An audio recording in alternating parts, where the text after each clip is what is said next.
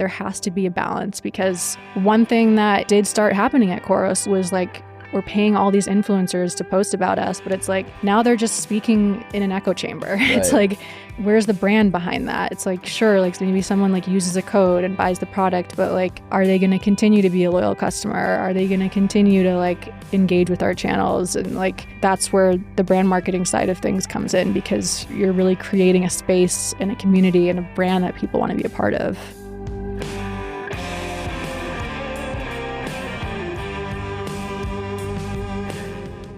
Welcome to Long Run Labs, a weekly podcast from the team behind For the Long Run, telling the stories of those running the outdoor industry where endurance and entrepreneurship meet.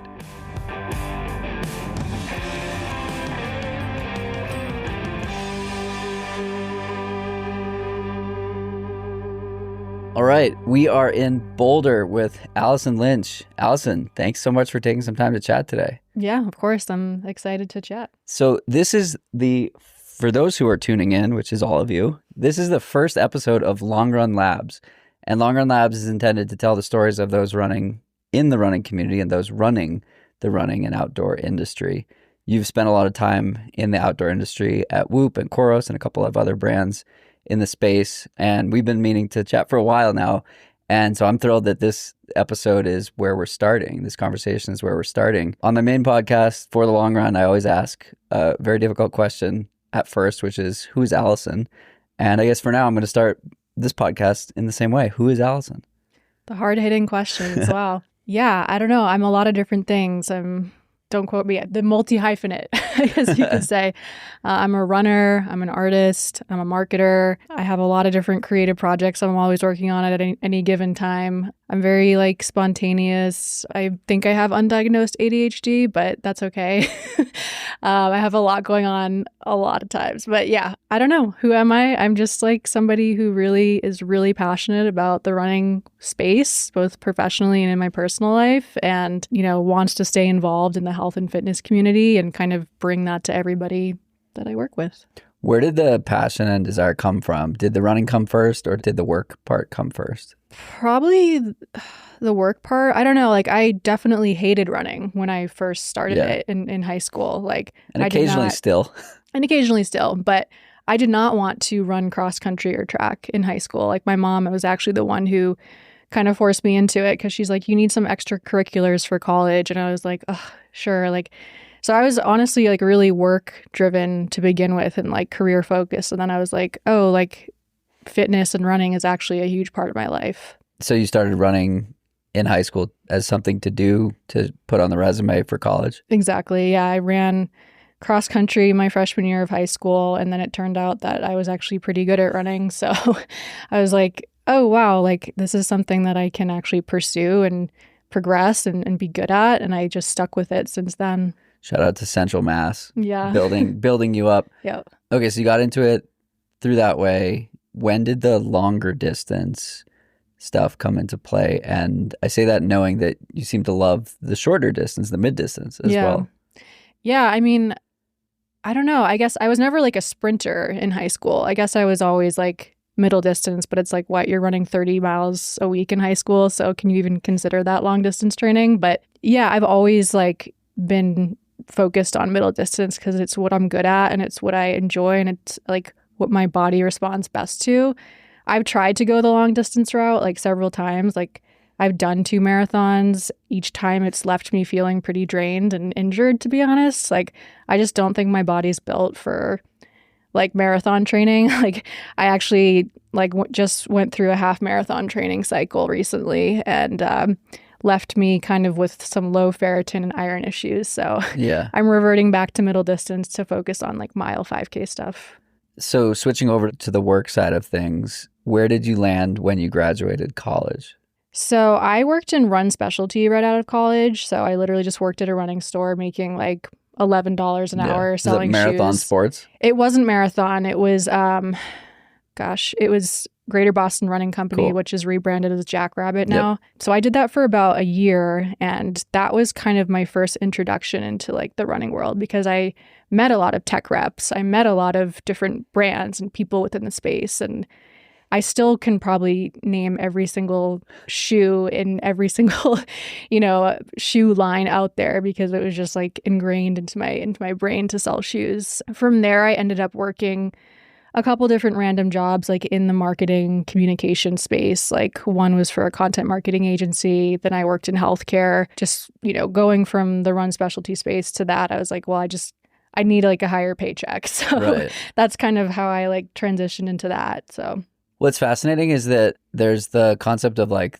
the tax for working in the industry, right? Like you get paid less. It's like working in pro sports.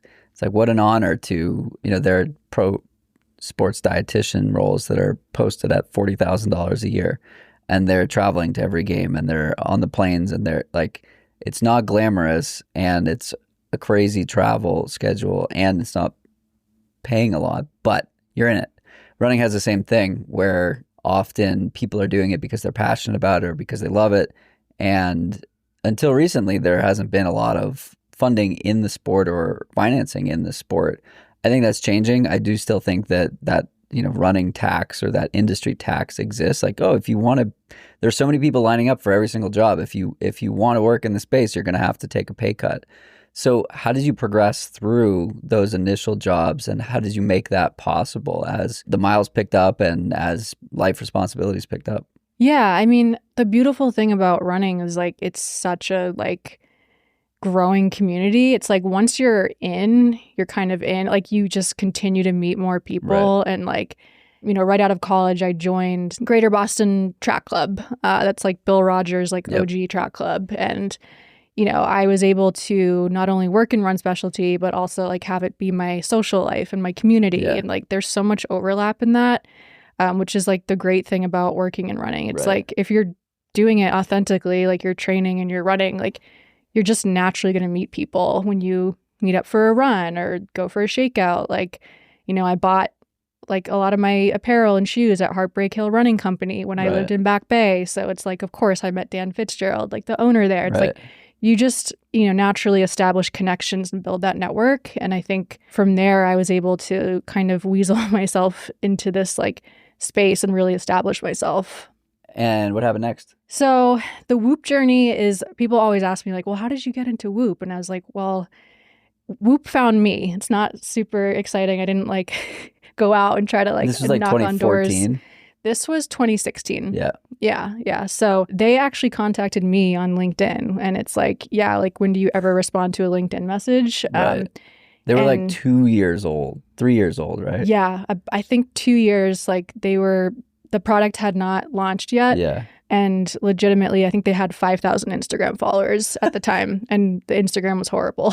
So they contacted me, and I was just itching to get out of my current role in healthcare. And I was like, sure, I guess I'll go in for an interview. And like when I went into the office space, which was originally right behind Fenway Park, it was like this gorgeous, beautiful space. Like the architecture of the space had been built by this like designer in Germany, and like it was very like futuristic looking. And I was like, this is honestly really cool. And like the place I work at now is so boring. So I was just like, I'm going to take this chance and go and work for this random company, Whoop, and see what it's all about. So it's such a fascinating story in like how people find early stage startups that become massive. I mean, they just today released Whoop 5.0 and biometrics and health span and like all these things that I've been familiar with for years, but now it's mainstream. I met Will, the founder's dad, at a sushi bar in 2014. And it was so early that his dad wasn't quite sure how to explain what Will was doing. Though, do our parents really ever know what we're doing? But he was like, yeah, my son, it was this really nice sushi place. He's like, my son is, and we were sitting at the sushi bar. He's like, my son is doing this wearable thing, and nobody really, like Fitbit had just come onto the scene, so we thought it was like a step counter. But man, I wish I gave him $1,000 at the time. The time. Yeah, I know. I'm still sitting on my Whoop stock, so nice. That's been pretty nice. But yeah, like when I first started working there, there were so many times where I was like, this product has no longevity. I don't really understand the point of it. It's very complex. At the time, people didn't understand really the term recovery or HRV or like circadian rhythm with sleep. Like it wasn't a mainstream thing. So my job was really to like communicate all of those benefits to our consumer audience, but also to like new people who had never like really done wearable tracking or fitness tracking before. And I kind of like, I really owned everything. It was me and like two other people who were part of the marketing team. And like, I owned the Instagram, I owned our email marketing. We were originally on Salesforce, and then we transitioned to Klaviyo because Salesforce is kind of a mess, to be honest. But I kind of had to be a specialist in so many different areas between social media, email, press and PR, but also like work cross-functionally with all of our teams too. Because like we're an app, like I have to work with developers. Yeah. And I have to understand like UX design and like copy updates within the app and like what's changing. Like it was so fast paced. And that's what I loved about it, is because like we were constantly building new features for the app and releasing them and like upgrading to the latest technology. And, you know, it was my job to create all of those consumer facing communications to translate all that. How did you keep pushing on in an industry that was so new, right? I ask that because hopefully people who are listening to this are also interested in building, or they're interested in doing their own thing, or they're going against the grain in some capacity. And so to do something new, people are going to think you're crazy at first. And first they ignore you, then they think you're crazy, then they copy you, and then you win, or it's some evolution like that. How did you push on, or did you just completely compartmentalize it and ignore the fact that nobody else is doing this? Yeah. I honestly would credit Will to driving a lot of that success, because he was honestly, like delusional in that sense, where it was like, we're the best product in the world. We're the best fitness wearable. We're the best recovery tracker. And like, he would hammer that into our brains every single day, even though we're literally like building the plane while we fly it. But okay. Like but like, spoiler alert, that's what everyone's doing. Sure. Yeah. So like, it was almost this delusional belief that he had that kind of filtered through the rest of, the company, and for me too. And I think honestly, just being a user of the product for 6 years and speaking the language every single day, like I definitely really started to believe it and see the changes and like understand like a lot of biometrics within my body and within my data too. So it felt like this actually is applicable to me, and I'm actually seeing the benefits. And then when I'm working with a lot of like athletes, they're seeing the benefits too. So it was, for me, it was like seeing the proof and the credibility of the product like evolve and like believing in that. And then, what it is today is incredible. I still say I don't work for them anymore. Whoop has like 1.5 million Instagram followers. They have Cristiano Ronaldo. They have Patrick Mahomes on the front page of their, their feed. And it's like, it's crazy to see what it's become, because I was literally like DMing random people on Instagram, like just trying to get them to like use our product at the time. So what happened next? Like after Whoop. Yeah. So I was at Whoop for 6 years. And again, I guess I'll take a step back. I was always very passionate about bringing running into the Whoop sphere. One of the biggest challenges was that Whoop doesn't have a watch face. It's not a GPS watch. So when trying to get runners to use the product, they would feel like, well, this is cumbersome because I have my GPS watch and I have this other tracker that's like just taking up real estate on my wrist. And I think the biggest benefit, again, was the recovery and the sleep aspects, because let's face it, like your Garmin or any of your GPS watch, your COROS, like typically those metrics aren't as like intuitive because they're designed for running. They're designed for GPS tracking. But Whoop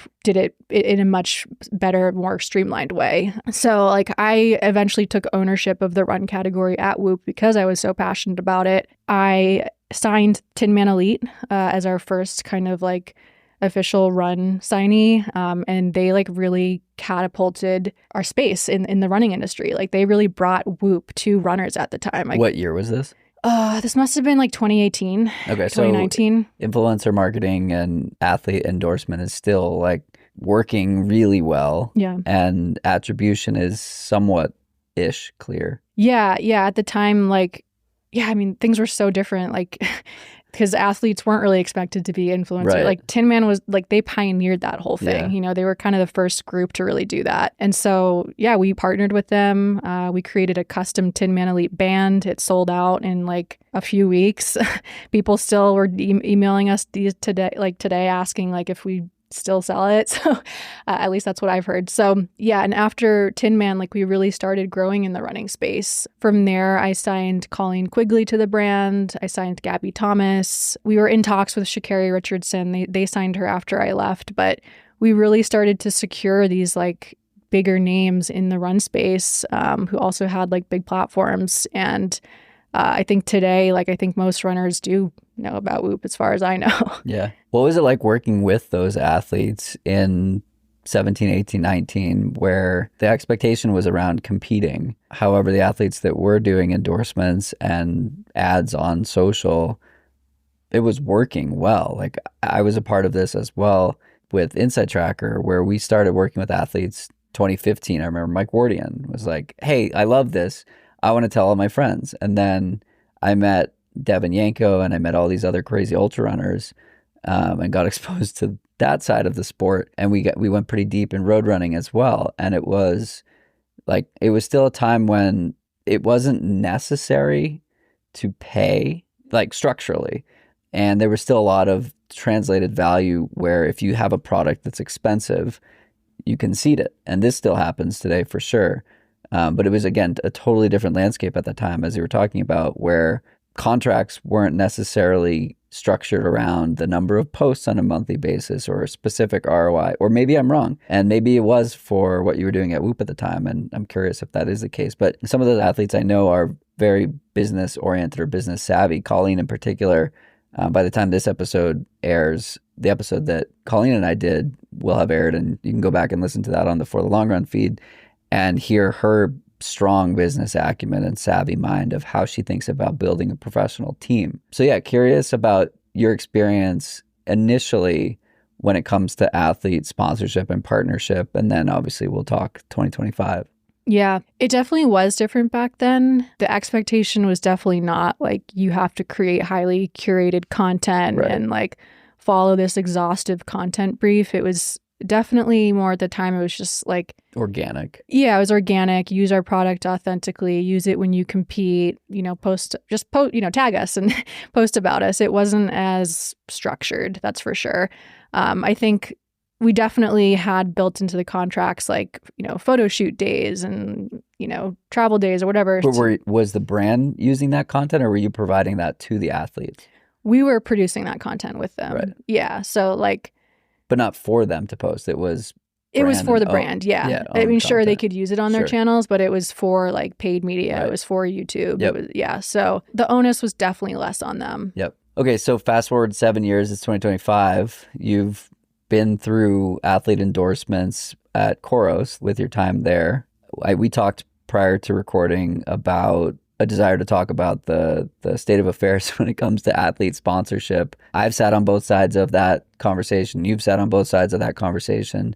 I'm curious for your, state of the union. What do you think is going on? And we'll put a link in the show notes to a piece that Allison wrote it was in Matt Trappy's newsletter a few months ago now. Mm-hmm. A fantastic piece that Allison wrote as a guest for Matt's newsletter. Maybe this, what we're about to say, is a summary of that. But yeah, curious your thoughts.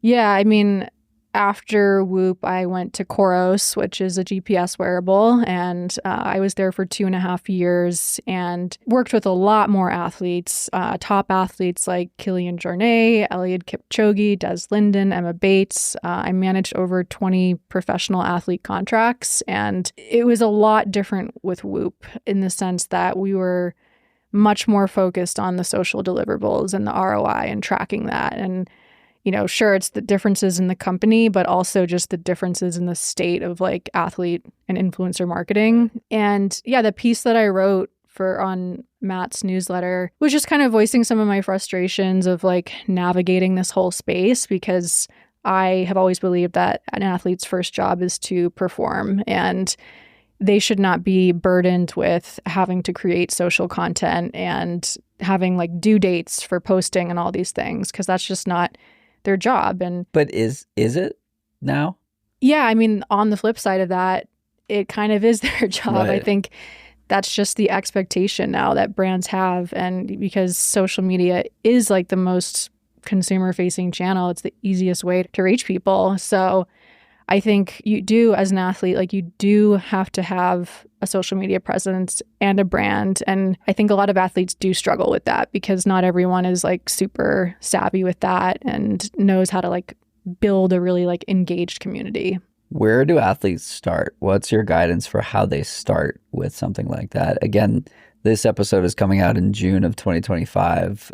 And I think the number of brands that are not requiring social deliverables in athlete contracts is 10%, maybe. So if there are athletes listening, they're probably working with contracts that have social deliverables, and it's going to go even more in that direction going forward. At least that's my opinion. So speaking to those athletes, or an athlete that wants to get into the space, maybe they're 23 years old and they're looking to sign their first contract, something like that. What do you say to those people? Yeah, I think I did have a conversation with an athlete about this, Mayor. I think she used to live in Boulder. Tiori, Tiori.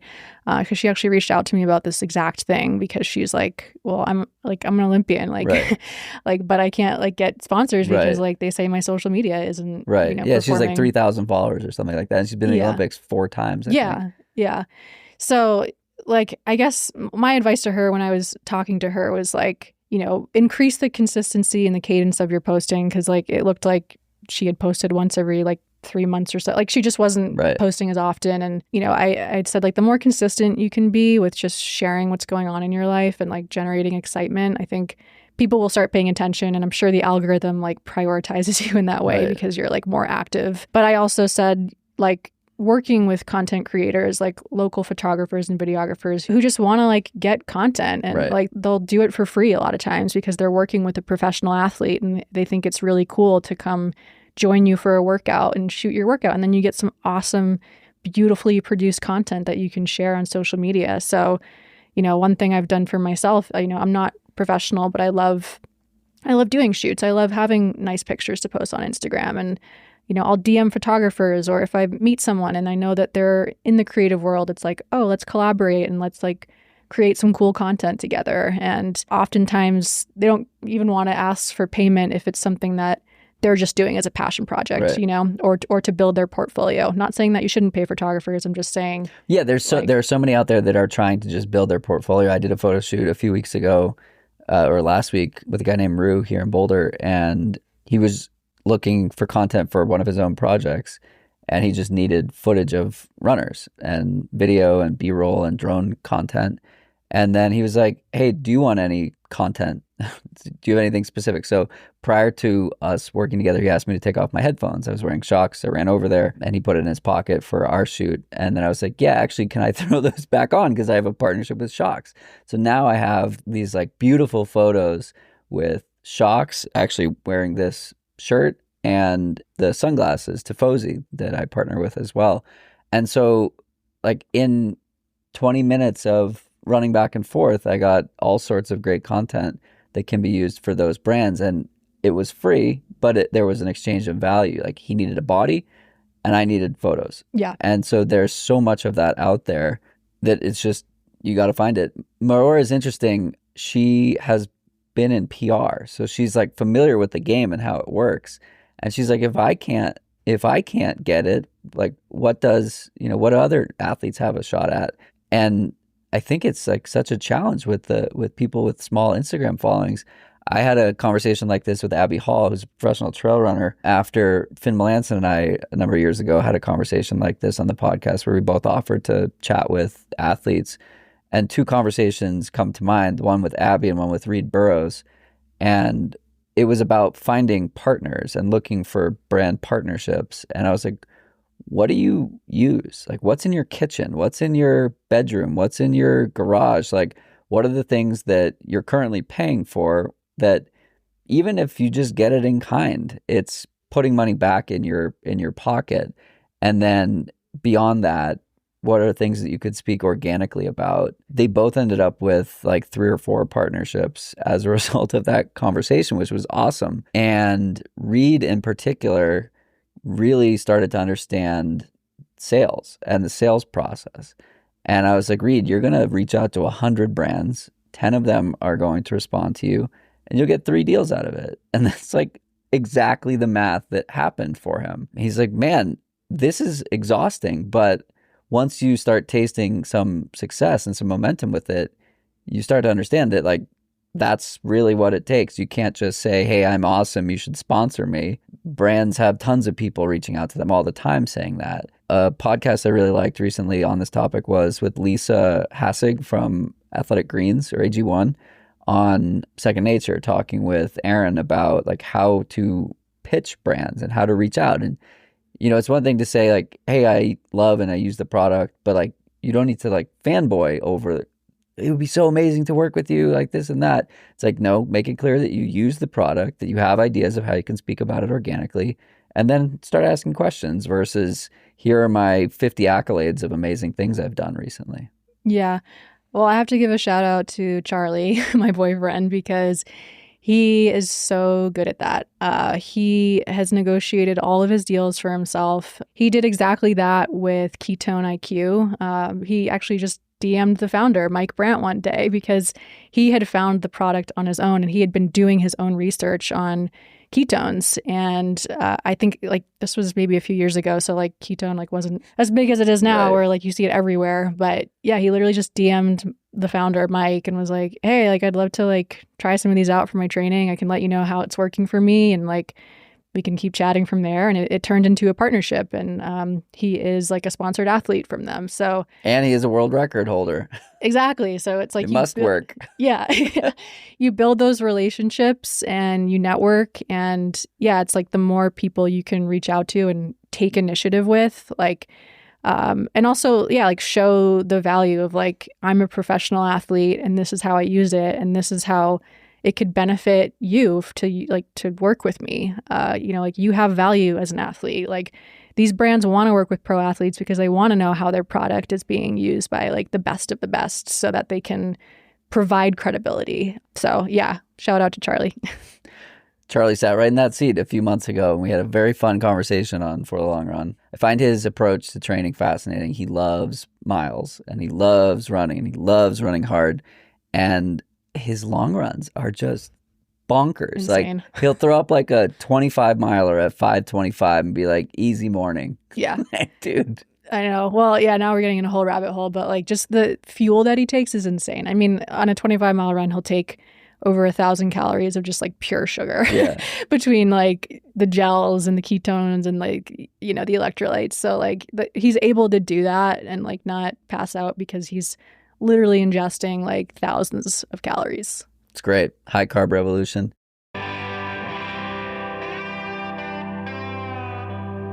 Want more from the For the Long Run team? Our newsletter is your all-access pass to exclusive discounts from brand partners, exciting event updates, and handpicked videos and content from the For the Long Run team. Don't miss out on the good stuff. Subscribe at forthelong.run or hit the link in the show notes to stay in the loop.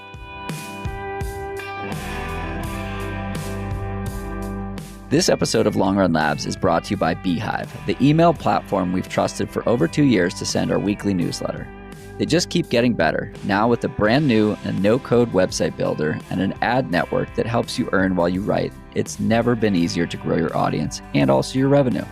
The best part? You get a free 30-day trial and 20% off your first 3 months just for being a listener. Whether you're starting from scratch or ready to level up, this platform has your back, just like it has ours.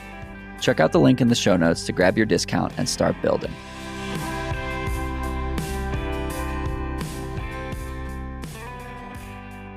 Okay, you've worked with some of the best athletes in the world. You've worked with a lot of professional athletes over the years. What is the DNA of a successful partnership? How do you, let's say, you know, a year passes in a partnership and it was really successful. What does that look like? Yeah, I think each partnership is different. And I think if you approach it with that mentality, like every person that I work with is going to have a different lifestyle or different expectations. Or I think, you know, a lot of times brands will approach someone and just say like, this is how we work. Yep. These are the deliverables we want. And if you can't do that, then you're not a Here's good the fit. door. Yeah. And that's just not how to build an authentic relationship. And so I think for a successful partnership, it's like, it's approaching an athlete or the partner you're working with and like discussing what their needs are and what their audience responds to best and like finding those opportunities to really leverage and to really amplify and kind of building out what that looks like for 6 months to a year and beyond. And I wrote a little bit about this, and I wrote another article in my newsletter about the Speed Project. I'm sure people are aware of the Speed Project. I've done it twice, once as a crew member, once as a runner, and Santa Monica to Vegas. Santa Monica to Vegas, 340 miles, although the shortest route now I think is 280 miles because people have found shortcuts. But can't get much shorter. No, you can't. But the founder, Nils, he's like very, very, adamant with like how he works with brands and partners. And he noted that CLA Athletics was his favorite partner to work with because they approached him not like, hey, we just want to like throw you cash and like put our logo everywhere. Like they were like, we want to actually help the runners for this. We want to be a part of your like the DNA of what the Speed Project is and like really find ways to be collaborative. And, I think they've been working together for like almost since the inception of the Speed Project. And like they've done a grant for runners to get, runners who can't necessarily afford the travel or whatever. They've done apparel collaborations. They've done like documentaries and all sorts of, they've done like, photo galleries and art galleries. Like they've created like community experiences. And that's why it's such a great partnership. So, yeah, the brand marketing versus the performance marketing versus like, hey, use the code XYZ on CLA hats versus an integrated campaign. I was having a conversation this morning with Patrick Crawford, who did a fantastic episode of Second Nature. And we were talking about how he had worked on a brand a number of years ago and they ran out of money, basically. And they turned off paid media. And when you turn off paid media, if you have a strong brand, there's almost no decline immediately unless you only are doing meta ads. But if you have solid brand marketing in place, there's kind of like a long tail and then it drops off a cliff. And so I love that example that he shared and the way that you're talking about CLA on the brand marketing side, because it demonstrates the congruency of the two, right? You can't really have one without the other and expect to achieve long-term success. Yeah. I'm going to have to like set up a royalty with Second Nature every time I mention it, get $1, but I did an episode with them and talked for an hour about the difference between brand marketing and performance marketing. Yeah. And it's easier in theory to do performance marketing, which is pay to play. You give somebody $1 and you expect $3 to $5 to come out and you just keep doing that until it stops. But when it stops, you have to rely on either the quality has gone down or you've exhausted that audience or there's no like underlying story behind it. Yeah. So in a sponsorship or athlete manager role, athlete sponsorship role, how do you think about the performance versus brand marketing intersection? And were you doing both roles or are you working with somebody on the brand side? Yeah, this conversation is so relevant because, part of the reasons why I left COROS, and like this isn't like any shade on them, like they're a great product, like great team, but they didn't really invest in the brand marketing side of things. It was very much the paid side because that's where we saw the most tangible, ROI. Like that was the easiest way to communicate like we're doing effective marketing is because we're paying X amount and we're receiving X amount. Right. And I really, really felt like we were missing a lot of the brand marketing and community side of things. And the storytelling. The humanizing. Yeah. And I really, really advocated for that. And it was also like the feedback I got was like, well, how much money are we making from this event? How much money are we making because we like did a shakeout run? And it's like, that's not the point. Right. Can we talk about the program that you and I talked about there? What was that? What we were going to do together or what we were pitching like last fall. Sorry, say that again.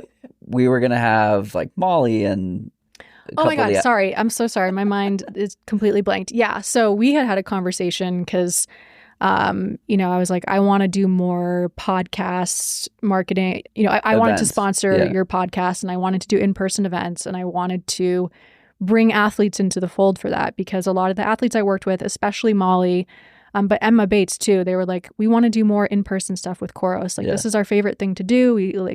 We love Right. The just like, athletes like it. It's more fun than use code blah, blah, blah right. for a free accessory. Yeah. And that's another part of the value too, is like, if you do events and in-person stuff and community with athletes, like you're building that relationship with them too. They love Right. that and they want to work with your brand more and they Right. want to like advertise your product more. So yeah, I mean, we had a conversation about sponsoring your podcast and it didn't go anywhere because I kept getting like turned down, like, no, like we're not going to do that. Like in-person events, they don't generate ROI for us. And like, it was tough because I was working with Molly at the time. And, Molly had struggled with injury a lot last year. And she kind of kept things low key on social media. And she really had communicated to me like, hey, like, I just need a mental break from social media. This is a lot for me right now. And like having a lot of pressure with, her performance and posting things. And she's like, but can we do more community? Can we do more in person? Can we do things like podcasts? And so, I really tried to advocate for that for her and then for all the athletes I managed. And, unfortunately, it didn't go the direction that I wanted. But I think that goes back to the value of doing both things. Like you said, like there has to be a balance because one thing that, that did start happening at COROS was like, we're paying all these influencers to post about us, but it's like, now they're just speaking in an echo chamber. Right. It's like they're talking to the same audience over and over again. And then it's like, where's the brand behind that? It's like, sure, like maybe someone like uses a code and buys the product, but like, are they going to continue to be a loyal customer? Are they going to continue to like engage with our channels? And like, that's where the brand marketing side of things comes in because you're really creating a space and a community and a brand that people want to be a part of. Do you think that for a product like COROS, they were leaning on the fact that the product itself was so like the benefits of the watch in terms of specifically battery life? I remember when COROS launched initially, it was like Sally McRae, Grayson Murphy, and all these amazing athletes who were posting about it constantly. And the focus was battery life. And it was like, it's better than everyone else. And I went to Boston for 11 days and I didn't charge my watch and I came back. It's like 20%. It was like, this is great. I was having this conversation with Matt Daniels the other day because he was like, oh yeah, like we have the same watch or something like that. And I was like, oh, did you pay for yours?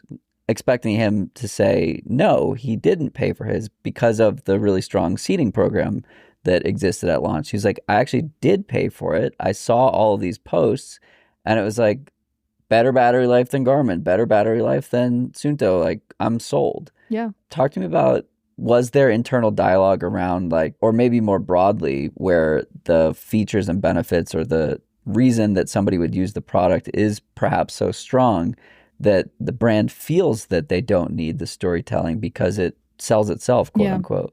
Yeah, absolutely. And I will say COROS is a very good product with accuracy, with battery life. I think the app is much more user-friendly than other GPS watches I've used. So we absolutely relied on the strength of the product to kind of sell it for ourselves versus like doing a lot of like superfluous things, I guess you could say. So yeah, I think when you do have a good product and you have a lot of good referrals and you have the best athletes in the world using your product, like maybe you don't have to rely as heavily on all those other things. There's always still going to be a balance, but yeah, it definitely was an internal conversation where it was like, yeah, we're releasing these features. Like the focus is the product and the technology. Like that's our focus right now. I want to go push on something you said, working with the best athletes in the world. How do you do that so that it's not a turnoff to certain groups of athletes where, right, the goal of marketing is to make a connection and to help somebody see themselves in the product or the people using the product, or you show up on the website and you look like somebody who's using it. We've heard the discussion around diversity at length over the last few years where people want to be seen. If they look around a race course or if they look on a website, they want to see people who look like them. It makes sense. It's human nature. I belong here. I can buy this product. I can sign up for this race. I can do this thing.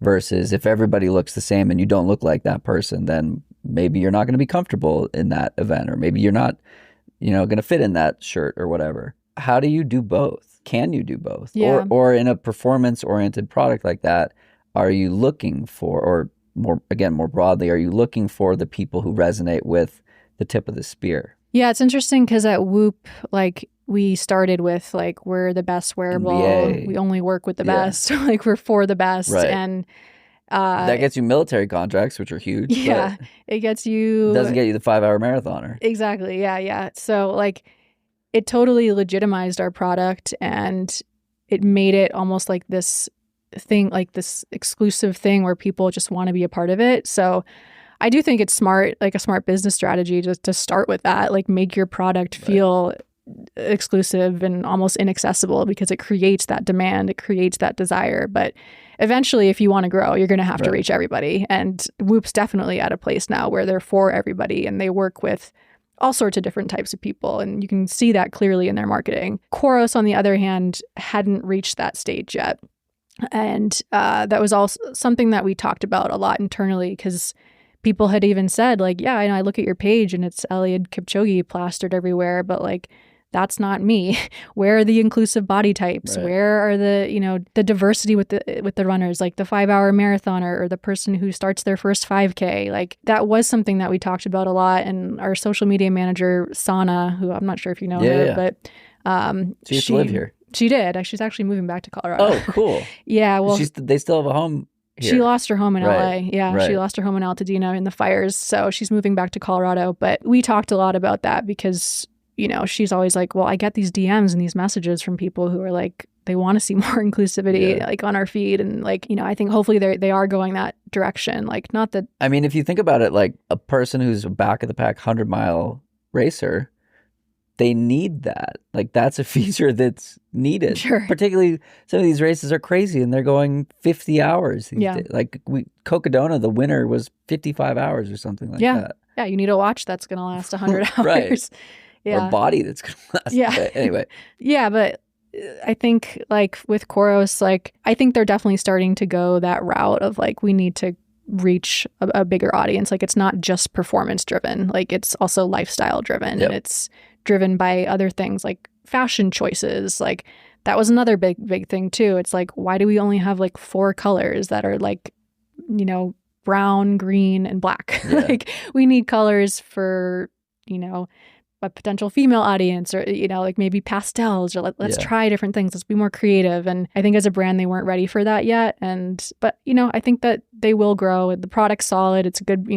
They have a great product and they have great athletes using it. So like, I have no doubt that they'll continue to grow in that sense. How do you avoid the trap of trying to be for everyone and then finding yourself being for nobody? Yeah, I think that's tricky. And I'm like going back and forth between Whoop and COROS now because they were 2 vastly different experiences. But Whoop did struggle with that. Whoop struggled with brand identity because it is a sport agnostic product. It's anybody can use it. At one point, everyone thought we were a CrossFit wearable because we only worked with CrossFitters. And then everybody thought we were a golf brand because we worked with Rory McIlroy. And like, it was kind of like the flavor of the month, which whoever was like the coolest athlete at the time. So that was definitely a challenge at times where people like didn't know who we were for, because it was just like, are we for this sport? Are we for that sport? And yeah, I don't know. Like, I don't know where they're at right now because I only see what I see on Instagram and LinkedIn. But I think they've done a really, really good job at telling stories with data, because people can relate to data. They can relate to sleep, or like the tracking journal where you log how many times you've had sex and how does that affect your recovery. Some really interesting data. Yeah. Super interesting data. And I think they leaned into that because people really connected with the data side of things. Got it. Okay, so you take all of this and now you're at Remedy Place. What is the experience of being out of the running space with all of this background intel? What's that experience been? First, what is Remedy Place? Yeah. What is Remedy Place? Remedy Place is a social wellness club. They have locations in LA, New York, and Boston. They're pretty much like the Soho House of like recovery and, alternative medicine. They do hyperbaric chamber, cryotherapy, acupuncture, all sorts of things. And yeah, my job there is I'm leading brand communications there. So I'm overseeing all of our copy, our digital marketing, and I'm also doing VIP like ambassador relations too. So Still wearing many hats. still wearing many hats. It is a small company. But yeah, it's different not working in the running world. Like it's health and fitness adjacent. So it's still very much like I'm still speaking that language, but I'm very much not in running anymore. Like it's honestly funny because people, like when you work with people who don't understand running, it's like explaining like a different language to them. Right. They're like, oh, so you run marathons? It's like, no, I run middle distance and 5K. Oh, so Allison's a professional runner. Guys, Allison, like they think I'm a professional runner because I run a 17-minute 5K. And I'm like, well, people are running take the win. 3 minutes faster than me. But yeah, sure. I'm like, I'll take the compliment. But yeah, I think like it's also nice to bring my running connections into the space too. Like I'm getting pro athletes to visit our club in LA, like for the LA Grand Prix that's happening in June. Like I'm trying to get a bunch of athletes to come in and try it out. So I'm still able to like blend those worlds together and bring my network in. What's exciting you in the run space right now from a brand standpoint? Everything. Running Love is that just answer. like at such a pivotal moment right now. It's like growing up, running was not cool and it did not have all this brand awareness and like high fashion collabs with these high fashion houses and celebrities who wanted to start their own 5K and their own run club. Like that just did not exist. And I think it's a really exciting time for running right now. And I think it will continue to grow for the everyday person. I think we're going to see a lot of people who have literally never thought of running in their whole life. And they just want to make friends and they just want to like feel included in something and feel cool. Or they want to wear a $150 Satisfy running tee and like look cool.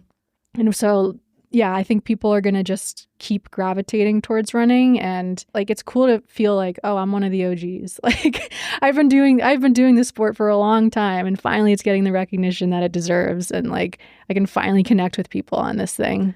And I don't want to say commercialization, the funding is coming into it as well. That's the piece that's getting me really excited, where you have non-running brands looking to spend in the sport.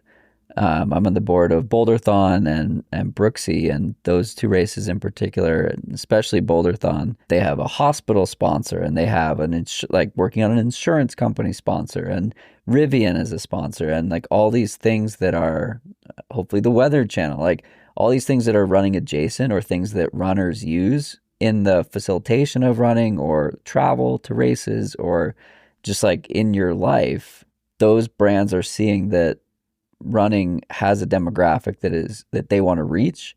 And I'm having a good time reaching out to these brands and having these conversations. And I've been doing it with, I guess at the time of airing, the team will be live, if not for major hurdles, pun intended, but like working with Colleen Quigley and this team that she's building that's financed by everything but shoe brands and everything but sports nutrition brands.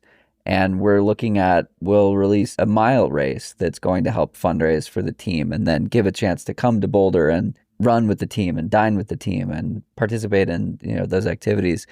And this stuff is happening. And it's cool that like we're in a place where, yeah, there's beginning to be some mainstream interest, but it's this like, well, we need money in the sport before we get the interest. And I think trail running is having a moment because it's getting the media exposure and people are seeing, similar to like a surfing or something like that, where it's like visually stimulating and visually interesting. I was at Scratch Cafe today and on the big screen, there was just a video of runners on a beautiful trail. It's like, this is like great wallpaper, let alone like something I'd sit down and actually watch because it's interesting. And so that sport in particular, that niche within running is bringing people in because it's like stunning visuals. We're looking at Leadville behind us over here, and it's just like, it's a gorgeous landscape that people get to play in. So I think road running and trail running and track and all these things, like once we have more investment, it leads to more eyeballs leads to more investment. And it's this virtuous cycle where once you create that inertia and momentum, then we're off to the races. Yeah. Yeah, your example of the Scratch Labs like trail running video brought me back to like going into Hollister as an 8th grader and seeing the live feed of like Huntington Beach and people surfing that's just 24/7 in their store. Yeah. It's like, yeah, can we do that for running too? And like, but yeah, trail running's having a huge moment. And I think like, I don't know if you saw the Jasmine Paris documentary when she did the Barkley marathons, like that has like, I don't know, like over 200,000 views on Instagram. Or that was on the Finn with Single Track put that together, right? Yes. Yeah. Yeah. Like that got so much coverage. It's Yeah. like, what a niche event that people otherwise probably would have no idea what this is. But if you look at trail running media, like there's an event, there's a race, Western States. I'm sure most people who are listening are familiar with this. If not, your mind will be blown when you look it up online. And there was a video produced about it in like 2011 or 2012 called Unbreakable. It has like 2 million views on YouTube. And that's the only place it ever was shown. And they're doing Unbreakable 2 this year because the men's race is stacked and the women's race is always stacked. But both races this year are full. And there are so many good athletes in the race that they're like, if you think that you could have a good day, like get a film crew and have them follow you just in case lightning strikes and you win or you podium or whatnot. And then they'll put together the video for Unbreakable 2 afterwards. But it's going to be the same thing. It's like these stunning vistas with the most glorious sunrise you've ever seen in your life over Lake Tahoe in the snow. You descend into the desert and or in the canyons, it's 120 degrees. And it's beautiful, and 5 million people will see it. And my guess is, I don't know, 20% of them have never run a mile in their life. And maybe half of those people will get into running. And that's what happens when there's the investment in the sport, that it catalyzes movement, pun intended, and captures more people to participate. Yeah, I fully agree. And I think we're just going to see more and more of that happen, and like major investments, like you said. If you could wave a magic wand and change something about the sport, what would it be? This is going to come across as critical. Even better. And rude. Oh, and rude. We get rude. Well, I don't know. I just wish that a lot of runners were like cooler. And what I mean by that is I think runners just have this tendency, pro runners, to be very type A and very like, they don't show their personality. And I think there are a lot of runners with more chill. Yeah. Like there are a lot of runners with great personalities, or they have other hobbies outside of running. And it's like, let's showcase that more. Like, and again, like that wasn't me trying to be mean, but it's but there like, are people that are doing a great job of it. Emma Bates, Colleen Quigley, Grayson Murphy. Like there are people who are doing a great job. Right? Absolutely. Yeah. I think, but it's like maybe they're not doing it intentionally either. That's just who they are. That's just who they are. Yeah, that's just who they are. And like, I don't know, like I ran cross country and track in high school. Like it's a bunch of misfits. It's a bunch of people who like, we're all just a bunch of weirdos trying to fit in. Yeah, exactly. So it's like, okay, now we have to like find our place now on social media. And a lot of us are still kind of awkward or still kind of figuring that out. So I don't know, like that's just one thing. And I also wish to counterpart that, like I would love people to view runners and view us the same way that they view like an NBA star.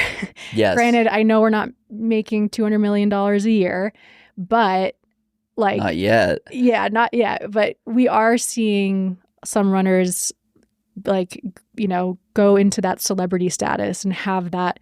I mean, Courtney, Jim, Killian. Yeah. I was just going to say like Gabby Thomas at the Met Gala and Noah Lyles at the Met Gala. Like there are a lot of runners now who are kind of that celebrity status, and that brings more attention to the sport, and that makes people more interested in running as a whole. And I think we've seen this more with sprinters, less so with distance runners, but because sprinting just gets more attention, to be honest, when it comes to like the Olympics. Yeah, I totally agree. Switching gears again, curious your thoughts on athletes as investors or building brands. Yeah. What have you seen? What's working? Yeah, I think it's great. I think sometimes you can't pay an athlete enough, so make them an investor. Like bring them into the fold of your business in that sense. Like we did that at Whoop. Like we couldn't write Patrick Mahomes a $2 million check, Right. but like we could make him part owner of the company, sure.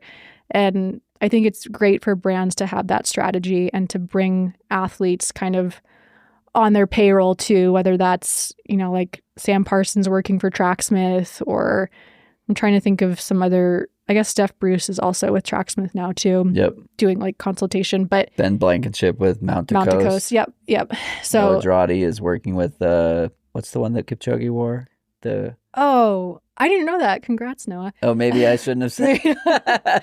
Like the head Yeah, the cooling head thing. cooling. Yeah. Okay. Well, yeah, I think bringing more athletes in, like, especially athletes who are like, man, my apparel sponsor's not like breaking the bank for me. Like, maybe you can go on to a brand or company as like, you know, a consultant or providing creative direction because you do have that expertise and you have that knowledge. I talked with Kate Grace about providing financial literacy to athletes, and like the idea of like she should have a financial health or finance related sponsor or partner. I've reached out to Fidelity and, you know, all these brokerage accounts and whatnot as like the lead for that kind of thing, because it's such a no-brainer. Like, imagine, her point was, imagine if athletes got education about what to do with their bonuses and all their money and this and that. And it's just like these intuitive collaborations with brands where you have this unique lived experience and potential knowledge that's separate from running. But you look at people like Noah or Sam or Ben, and like they're now in roles at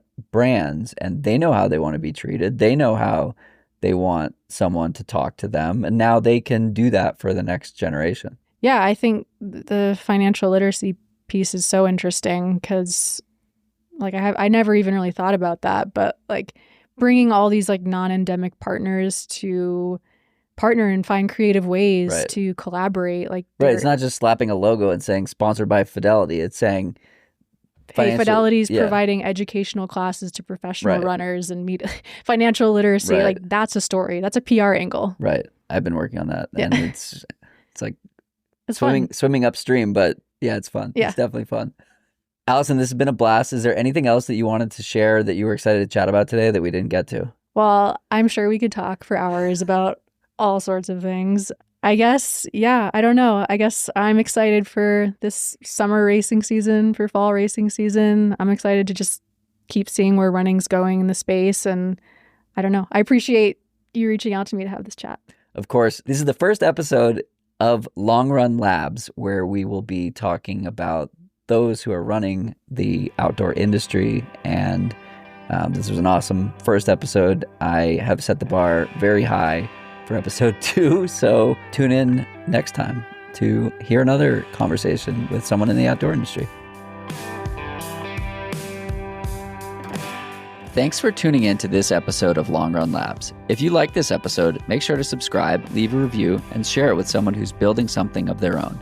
We'll be back next Tuesday with more stories at the intersection of endurance and entrepreneurship from the people shaping the outdoor industry in ways big and small. Until then, keep showing up, keep asking questions, and we'll see you out there. This show is produced by Dylan Delaney of Delaney Video LLC, with musical composition by Brian Walters of Single Track Sound, and managed overall by Emily Holland of Wild Poppy Creative.